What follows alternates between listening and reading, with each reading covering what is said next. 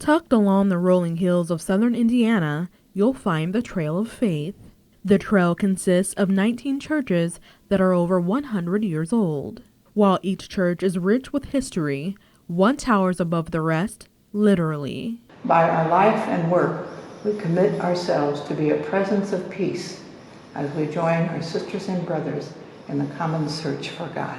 You can find the Sisters of Saint Benedict Monastery perched atop a hill that overlooks the city of Ferdinand in Du Bois County. The monastery is home to one of the largest communities of Benedictine women in the nation. There's that sense of being sisters together, that we support one another in the hard times.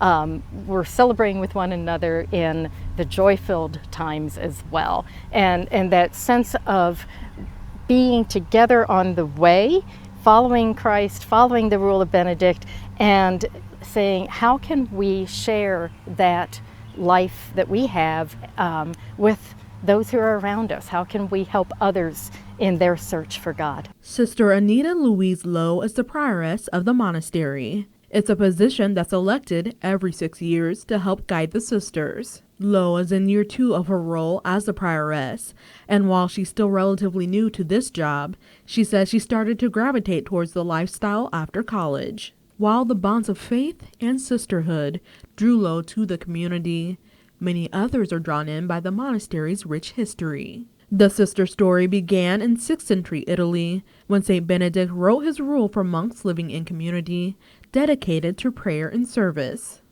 In 1852, the first Benedictine woman arrived in the United States. Their numbers soon grew and spread out across the country, including right here in Indiana.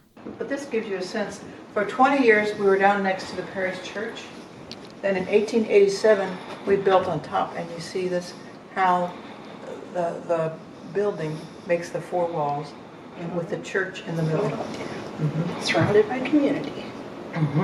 The sisters say every hallway, every wall, every stained glass window, and even every walkway contains the memories of sisters long since dead, but never forgotten. When we were doing some renovation, they talked about replacing this because it was so worn. And sisters said no, because it's been the footsteps of many sisters that have worn this.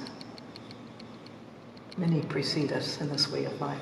While the sisters have learned, grown, and adapted like most of the world, their traditions continue to keep the memories of past sisters alive, each woman's name memorialized in print.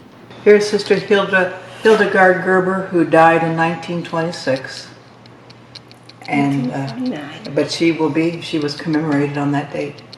So we are never forgotten. The sisters' commitment to God, tradition, and each other has been heavily relied upon for the last year and a half as they too adjusted to life during the pandemic. In many ways, I feel we were blessed to be living in community during the pandemic, because while we had to shut our doors and did not allow visitors in, and even our employees.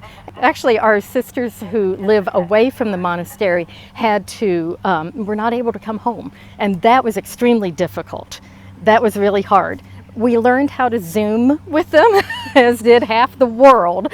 In addition to changing how they operated inside the monastery, the sisters also had to change how they ministered to the community. Some of our sisters started to call some of our supporters, not because we were asking for anything, but to check in on them. And that became a real ministry for the sisters, and I know the people they contacted were just so grateful to have another person to speak to and just talk in general about life.